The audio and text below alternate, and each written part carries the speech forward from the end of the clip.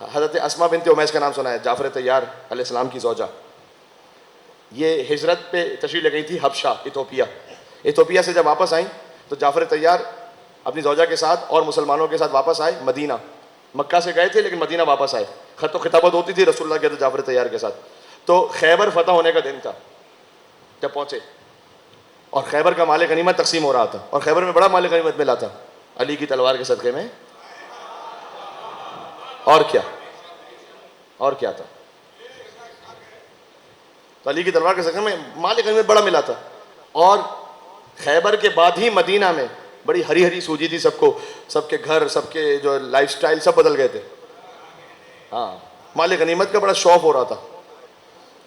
جب حضرت جعفر طیار پہنچے تو بظاہر تو انہوں نے تو جنگ میں کوئی شرکت کی نہیں تھی. اب حضور اپنے اذن سے چاہیں تو سب کچھ عطا کرتے ہیں، لیکن حضور ایک اور بہتر تحفہ دینا چاہتے تھے. کہا جعفر کیوں نہ میں آپ کو ایک نماز ایسی سکھلاؤں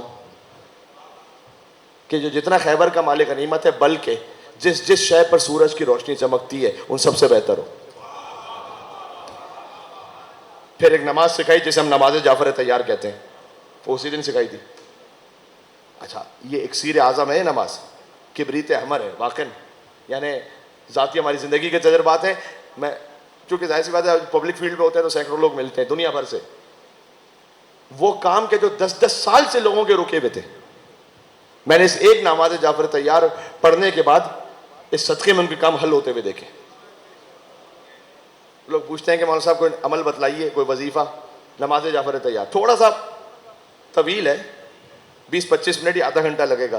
اب مشکل یہ ہے کہ لائف سٹائل ایسا ہو گیا لوگوں کا، یا یوں کہیں کہ اکتاہٹ اور سستی ایسی ہو گئی ہے. آپ کسی سے کہیے کہ یہ عمل کر لیں، کوئی آتے ہیں مولانا صاحب آپ کو دعا بتائے، اچھا یہ عمل کر لیں، کہ مولانا صاحب آپ ہی کر لیں گے ہماری نیت سے. اب جو اپنی زندگی میں آدھا گھنٹہ نکالنے کو تیار نہ ہو، مولانا صاحب یہ بھی آپ ہی کر لیں، بس ہماری نیت سے آپ کر لیں، آپ اچھا کر لیں گے. میرے بھائی آپ کیجئے نماز جعفر طیار جمعے کے دن ظہر سے پہلے. یہ افضل وقت ہے، نہ پڑھ سکیں کسی بھی وقت پڑھ لیں. 4 رکعت کی نماز ہے 2 رکعت کر کے، اور اس میں ہر رکعت میں 75 مرتبہ سبحان اللہ والحمد للہ ولا الہ الا اللہ واللہ اکبر ہے. مطلب طریقہ تو اس کا میں طریقہ یہاں بیان کروں گا، چلیں کہہ دیتا ہوں، پھر آپ کو آن لائن بھی مل جائے گا. بڑا آسان ہے، نماز جعفر طیار آپ لکھیں گے آن لائن آپ کو duas.org پہ مل جائے گا. سورہ الحمد، اس کے بعد ویسے تو کچھ مخصوص سورہ ہیں، سورہ زلزال ہے، سورہ عادیات ہے پہلی رکعت میں، پھر دوسری رکعت میں. لیکن اگر آپ کو یہ یاد نہ ہو آپ سورہ قل واللہ احد پڑھ لیں 4 رکعتوں میں. الحمد کے بعد 2 رکعت کر کے پڑھنی ہے. الحمد، سورہ قل واللہ احد، پھر 15 مرتبہ پڑھیں سبحان اللہ والحمد للہ ولا الہ الا اللہ واللہ اکبر. یہ 15 مرتبہ ہو گیا. اچھا ہے کیا میں سوچ کے نہیں آیا تھا، لیکن حضرت جعفر طیار کا ذکر ہو رہا ہے. ابو الفضل عباس کو جو تشبیہ دی گئی ہے نا وہ جعفر طیار سے دی گئی ہے. علی کے بھائی ہیں جعفر طیار. کاش کبھی موقع ہو تو حضرت جعفر طیار پر پوری ایک مجلس ہو. حق بنتا ہے. الان انفصم الظہری، علی بن ابی طالب نے کہا تھا، بالکل بعید نہیں وہی جملہ کہ جو حسین ابن علی نے ابو الفضل عباس کے لاشے پر کہا. حضرت جعفر طیار کی شہادت ہوئی اردن کے قریب جگہ موتا میں. امیر المومنین مدینہ میں تھے. خبر جب پہنچی الان انفصم ظہری، امیر المومنین نے فرمایا کہ کمر ٹوٹ گئی میری آج. معمولی بات نہیں ہے جعفر طیار. بلکہ میں آپ کو امام ابو بکر السلام کا ایک فرمان سناؤں. مولا نے فرمایا کیا ان 2 عظیم ہستیوں کا مقام ہے کہ اہل بیت نے ہر جگہ ان کو یاد کیا. ایک حضرت حمزہ، ایک جعفر طیار. مولا سجاد نے خطبہ دیا وہاں بھی یاد کیا، حمزہ ہم میں سے، جعفر طیار ہم میں سے. امام حسین نے عاشور کے دن خطبہ دیا کہ حمزہ ہم میں سے، جعفر طیار ہم میں سے. امام باقر نے فرمایا کہ اگر رسول اللہ کے چچا حضرت حمزہ زندہ ہوتے اور علی بن ابی طالب کے بھائی جعفر طیار یہ وصال حضور مکرم کے وقت زندہ ہوتے تو کسی کی جرأت نہ ہوتی کہ میرے جد علی بن ابی طالب کا حق خلافت غصب کرتا. یہ 2 ہوتے تو اتنے تھے لیکن کوئی بھی ان میں وہ نہیں تھا. یہ امام باقر نے فرمایا ہے. یہ انالیسس نہیں ہے کسی خطیب کا، انالیسس نہیں ہے، تجزیہ نہیں ہے، یہ فرمان معصوم ہے. فرمایا اگر میرے جد کے چچا حمزہ زندہ ہوتے اور جعفر طیار تو جرأت نہ ہوتی کسی میں کہ حق علی کو غصب کرتا.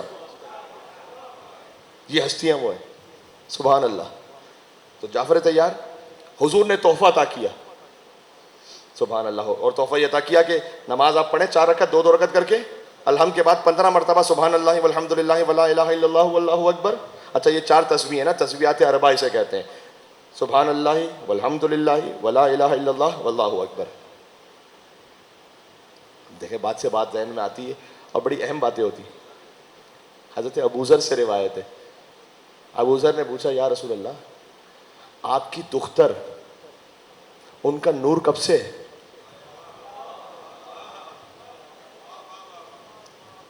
حضور مکرم نے فرمایا ہزاروں سال کا ایک عدد لیا حضور نے, کیونکہ روایات میں مختلف عدد ہیں, اس لیے بہرحال اب وہ حضور مکرم فرمائیں کہ وہ 4,24,000 سال کا بھی ایک عدد ہے اور 40,000 سال کا بھی ایک عدد ہے. اب ان کے کیا مطلب ہیں یہ تو میں نہیں جانتا, الگ الگ روایتیں, لیکن حضور نے فرمایا کہ اللہ سبحانہ و تعالیٰ نے میری بیٹی کے نور کو آدم کی خلقت سے اتنے 1000 سال پہلے.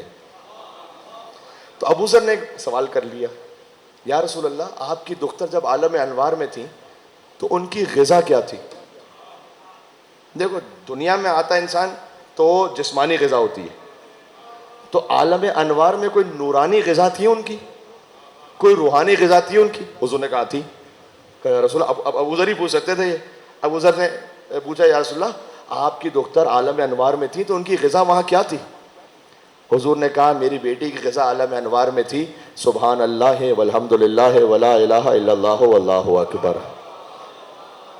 بی بی فاطمہ الزہرا سلام اللہ علیہا کا نور آسمانوں پر عرش پر اس ذکر کو پڑھا کرتا تھا, اللہ نے ہر مومن پر نماز کی صورت میں اسے واجب کر دیا. یہ عظمت فاطمہ الزہرا سلام اللہ ہے. مل کے صلوات دے دو بی بی فاطمہ الزہرا سلام اللہ علیہا.